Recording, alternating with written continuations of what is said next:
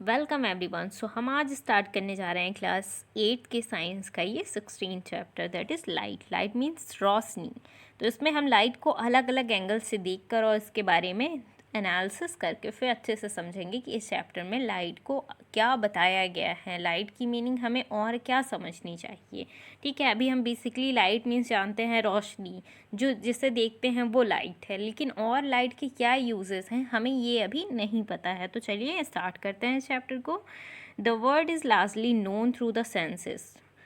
Word को हम वह अपने पूरे आसपास की जो चीज़ें हैं, पूरा जो ब्रह्मांड है, उसको कुछ सेंसेस से ही हम जान पाते हैं। The sense of site is one of the most important senses. और है जो साइट मतलब देखने का जो सेंस है वो बहुत ही इम्पॉर्टेंट, मतलब जिसे दिखाई देता है ना, और जिसके पास रोशनी नहीं होती है। ये आपको पता ही होगा कितनी इम्पॉर्टेंट चीज़ है कि कोई किसी के पास आंखें हैं, किसी के पास आंखें नहीं हैं। सो आप समझ रहे होंगे कि चैप्टर में क्या बताया गया है और क्या बताना चाहता है chapter. Through it we sing mountains, इसके द्वारा हम माउंटेन्स को देख सकते हैं, रिवर्स को देख सकते हैं, ट्रीज़ को देख सकते हैं, प्लांट्स को, chair, people and so many other things around us. और में हमारे आसपास बहुत सारी ऐसी चीज़ें हैं जिनको हम देख सकते हैं। We also see clouds, rainbow and the birds flying in the sky. हम क्लाउड्स मतलब बादल, रेनबो जो इंद्रधनुष बनता है, और जो बर्ड्स जो आकाश में उड़ती रहती हैं उन्हें हम अच्छे से देख पाते हैं। एट नाइट, रात में, we see the moon and the stars, हम मून को देखते हैं और स्टार्स को देखते हैं। We are able to see the word and the sentences printed on this paper, हम उन्हें देख पा रहे हैं, उन सेंटेंस को, उन वर्ड्स को देख पा रहे हैं जो इस पेपर में प्रिंट किए गए हैं। ब्लैक कलर के लेटर से वाइट कलर का पेज है, और इसमें आप बहुत सारे और भी अलग हेडिंग्स देख रहे हैं। ये किससे देख रहे हैं? सेंस ऑफ साइट से ही तो आपको पता चल रहा है कि ये इस तरह से लिखा गया है। How is seeing made possible, मतलब देखना कैसे पॉसिबल हो पाता है, ये आपको समझना है।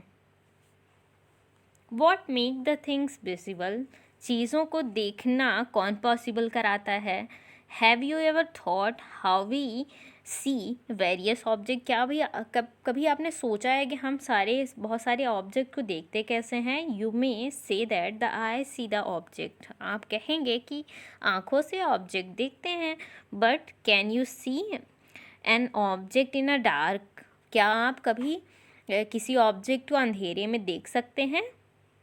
It means that the eye alone cannot see any object. इसका मतलब है कि आँख अकेले कोई ऑब्जेक्ट को नहीं देखती है, इसका मतलब उसकी कोई हेल्प करता है। It is only when the light from an object enters our eyes that we are see the object. तो हमें ये पता है कि जब कोई भी लाइट किसी ऑब्जेक्ट पर पड़ती है और फिर हमारे आँखों में एंटर होती है तो हम उस ऑब्जेक्ट को देख पाते हैं। The light may have been emitted by the object और may have been reflected by it, वो लाइट जो है वो या तो उस ऑब्जेक्ट से निकल रही हो, मतलब कोई बल्ब आपको दिखता है तो वो बल्ब से लाइट निकलती रहती है, या फिर उस बल्ब के थ्रू किसी ऑब्जेक्ट में वो लाइट पड़ती है और फिर आप उसको देखते हैं। फॉर एग्जांपल यहाँ पे कोई पत्थर रखा हुआ है, ठीक है, ये क्या है, ये स्टोन है, ओके। अब ये स्टोन आपको, यहाँ पे बल्ब है, बल्ब से लाइट जा रही है, पर इसके ऊपर आपने एक टॉवल डाल दिया है तो ये स्टोन आपको नहीं दिखेगा। अगर आपने ये टॉवल हटा दी और इससे ये लाइट इस पर पड़ी तो फिर आप यहाँ पे खड़े हैं और यहाँ से आप देख पाएंगे कि हाँ यहाँ पे स्टोन है। तो इस तरह से आपको पता चलता है कि स्टोन कहाँ पे रखा है।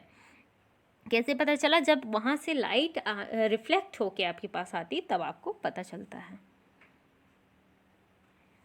You learned in the class 7 that a polished or a shiny surface can act as mirror. आपने क्लास 8 में पढ़ा होगा कि एक पॉलिश या फिर कोई शाइनी सरफेस जो है वो किसकी तरह वर्क करता है? मिरर की तरह वर्क करता है। A mirror changes the direction of the lights that falls on it, mirror जो है वो चेंज करता है किसको? डायरेक्शन ऑफ लाइट को, जो लाइट की डायरेक्शन है उसको चेंज करता है जो उसके ऊपर पड़ रही है। मतलब फॉर एग्जांपल यहाँ पे कोई मिरर है, ठीक है ना, और यहाँ से कोई लाइट आ रही है तो इसका डायरेक्शन ये मिरर चेंज करता है, ओके, इसको रिफ्लेक्ट करता है। तो इस तरह से ये डायरेक्शन चेंज होता है।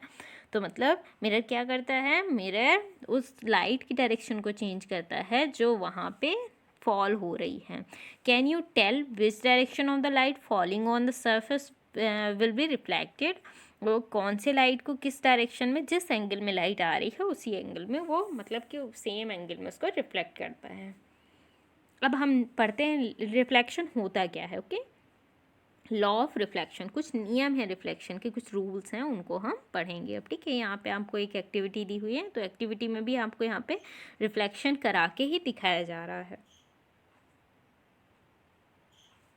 After striking the mirror, mirror में स्ट्राइक होने के बाद the ray of the light is reflected in another direction. जो रे ऑफ लाइट है मतलब लाइट की जो रे है जहाँ से लाइट की किरण आ रही है वो अदर डायरेक्शन में रिफ्लेक्ट हो जाती है। जब उसके सामने कोई और ऑब्जेक्ट आ जाता है तो उससे टकरा कर वो रिफ्लेक्ट होती है। द लाइट रे विच strikes any surface is called the incident रे। जो लाइट की रे आ रही है मतलब ये गई जो लाइट ये यहाँ पे और फिर किसी सरफेस में स्ट्राइक हो रही है, इसको क्या कहते हैं हम? इंसिडेंट रे कहते हैं। ठीक है ना, इंसिडेंट रे कहते हैं। Okay, incident ray. And then the ray that comes back from the surface after reflection is known as the refracted ray। तो मैंने आपको बताया कि ये रे गई, इसको क्या बोलते हैं? इसको इंसिडेंट रे बोलते हैं। ओके, स्मॉल आई से डिनोट करते हैं। फिर इसमें सरफेस में टकराई, फिर यहाँ से लौट के आई, तो मतलब कि ये कौन सी हो गई? ये आपकी रिफ्लेक्टेड रे है। क्या है? Reflected ray. ओके, तो इस तरह से ये आपको क्लियर हो गया। अब हम पढ़ते हैं आगे। Draw lines so the position of the plane mirror. Plane mirror जैसे मैंने अभी आपको दिखाया है इस तरह से, and the incident ray and the reflected ray on the paper with the help of your friends. बनाइए आप इस तरह से, and remove the mirror and the comb. Draw a line making the angle of 90 degree, the line representing the mirror, and at the point when the incident ray strikes the mirror, this line is known as normal। तो देखिए यहाँ पे क्या होता है, यहाँ पे एक फिगर बना हुआ है, मैं बनाऊंगी नहीं ऊपर से, आप देखिए इसी फिगर को। यहाँ पे ये आपका क्या है? ये कॉम मान लीजिए, ये कॉम है। ठीक है ना, ये पॉलिश सरफेस होता है और ये आपकी इंसिडेंट रे है, ये आपकी रिफ्लेक्टेड रे है। बीच में ये सेंटर आप इसके जस्ट परपेंडिकुलर 90 डिग्री पे जो रे यहाँ पे आप ड्रॉ करेंगे, इसको क्या कहते हैं? हम नॉर्मल कहते हैं। ठीक है, ये जस्ट परपेंडिकुलर होती है किसके? मिरर के परपेंडिकुलर। ओके, तो इसको हम नॉर्मल कहते हैं। फिर आगे देखते हैं, this line is known as the normal to the reflecting surface at the that point. और उस पॉइंट का वो नॉर्मल होता है। ठीक है, the angle between the normal and the incident रे is called the angle of incident. Incident ray और एंगल नॉर्मल के बीच का जो एंगल होता है उसको हम क्या कहते हैं? उसको एंगल ऑफ इंसिडेंस कहते हैं। इस वाले को एंगल ऑफ इंसिडेंस। ठीक है, और इसको क्या कहते हैं हम? एंगल ऑफ रिफ्लेक्शन कहते हैं। ठीक है, the angle between the normal and the reflected ray is known as the angle of reflection. तो इस तरह से आपको ये समझ में आ गया होगा। Measure the angle of incidence and the angle of reflection. Repeat the activity several times by changing the angles of the incident and enter the table। यहाँ पे आप थोड़ा सा टेबल एक बना लीजिए और वहाँ पे बार बार चेंज करके इंसिडेंट रे चेंज करिए और रिफ्लेक्टेड रे चेंज हो जाएगी अपने आप, है ना, क्योंकि वो बराबर होते हैं।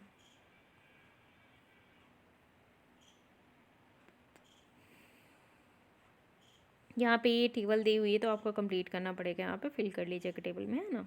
बार बार इंसिडेंट रे जितनी लेंगे आप, रिफ्लेक्टेड रे उतनी होगी, क्योंकि ये रूल है ना, incident is angle of incidence is always equal to the angle of reflection. So next आगे पढ़ते हैं। Do you see any relation between the angle of incident and the angle of reflection? क्या आपने कोई relation देखा है यहाँ पे? हाँ, आप ज़रूर देखेंगे कि दोनों इक्वल आएंगे। Are any approximately equal? क्या वो अप्रॉक्सीमेटली इक्वल होते हैं? If the experiment is carried out successfully, अगर आपका एक्सपेरिमेंट सक्सेसफुली होता है, it is seen that the angle of incidence is always equal to the angle of reflection. आपको हमेशा यही दिखेगा, एंगल ऑफ इंसिडेंस जो है एंगल ऑफ रिफ्लेक्शन से हमेशा इक्वल ही रहता है। This is one of the most law. आपका फर्स्ट लॉ है, ये वन लॉ है। And let us perform another activity of reflection. दूसरी एक्टिविटी देखते हैं रिफ्लेक्शन की। ठीक है, तो रिफ्लेक्शन की दूसरी activity, when the whole sheet of the paper is spread on the table, और एक मतलब टेबल में आप पेपर की शीट वहाँ पे स्प्रेड करिए, and it represents one plane, और उसको एक प्लेन मानिए। The incident ray and normal at the point of the incident and the reflected ray are all in the same plane. और आपको मतलब यहाँ पे देखिए, ये लाइट आ रही है, वहाँ से लाइट आ रही है, और यहाँ पे जो नॉर्मल है, नॉर्मल रिफ्लेक्टेड रे भी उसी प्लेन पे है, नॉर्मल भी उसी प्लेन पे है, और आपकी इंसिडेंट रे भी उसी प्लेन पे है। तो इस तरह से आपको दूसरा लॉ दिखाई देगा उसमें, ठीक है ना। This is known as the another law of reflection. इसको हम अनदर लॉ ऑफ रिफ्लेक्शन कहते हैं। किसको? द इंसिडेंट रे, जो डार्क वर्ड में लिखा हुआ है उसको कहते हैं the incident ray, the normal at the point of the incident and the reflected ray all lies in the same plane. इसको क्या कहते हैं हम? सेकेंड लॉ ऑफ रिफ्लेक्शन कहते हैं। पहली, and बूजो perform the above activity outside the classroom and with the sun of as the source of light instead of a torch। उन्होंने torch का यूज़ नहीं किया, सन को लाइट का सोर्स मानकर और फिर उसको यूज़ किया। You too can use the sun as the source of light. आप भी ऐसा कर सकते हैं और इस तरह की एक्टिविटी परफॉर्म कर सकते हैं। एक्चुअली होता क्या है कि जब हम कोई एक्टिविटी परफॉर्म करते हैं एंड उससे जो रिज़ल्ट निकलता है उससे हमारे माइंड में एक अच्छा मतलब नॉलेजेबल वहाँ पे इफ़ेक्ट पड़ता है, कुछ हम समझ पाते हैं। नहीं तो चीज़ों को पढ़ते रहना ये अलग बात होती है, सीखना अलग बात होती है। तो एक्टिविटी परफॉर्म करके देखिए। एनसीईआरटी इसको बहुत, इसका मतलब मौका आपको बहुत देता है। इससे आप एक चैप्टर पढ़ेंगे उसमें बहुत कुछ चीज़ें सीख लेंगे। बूझो रिमेंबर्ड दैट इन क्लास 7, बूझो को याद है कि क्लास 7th में he had studied some features of the image of an object from a plane mirror। उसको याद है कि कुछ फीचर्स होते हैं, मतलब प्लेन मिरर द्वारा बनते हैं, उसको याद था। किसको? बूझो को। Paheli ask him to recall the features, उसने कहा उसको फीचर्स को रिकॉल करो फिर से। वॉज द इमेज इरेक्ट और अपसाइड डाउन? क्या इमेज एरेक्ट बनेगा? Was it be the same size of the object? क्या ऑब्जेक्ट का साइज सेम रहेगा? Did the image appear at the same distance behind the mirror as the object was in the in front of it? क्या image बिल्कुल same size में बनेगा? जैसे वो सामने, जैसे आप शीशे के सामने खड़े हो जाइए तो शीशे के जो पीछे साइड इमेज बना वो क्या सेम बिल्कुल बनता है? तो ये सारे क्वेश्चंस आपको आंसर करने होंगे। जब आप इमेज देखेंगे तो आपको ये सारे क्वेश्चन समझ में आ जाएंगे कि ये कैसा क्वेश्चन है, ठीक है। यहाँ पे देखिए, ये इमेज फॉर्मेशन ना प्लेन मिरर है, उसमें इमेज फॉर्मेशन हो रहा है। तो देखिए कैसे इमेज फॉर्मेशन हो रहा है। एक आपको ऑब्जेक्ट दिख रहा है और वो ऑब्जेक्ट वहाँ पे पीछे मतलब सेम साइज़ में दिख रहा है, तो मतलब ये आपका रियल इमेज बन गया है ना।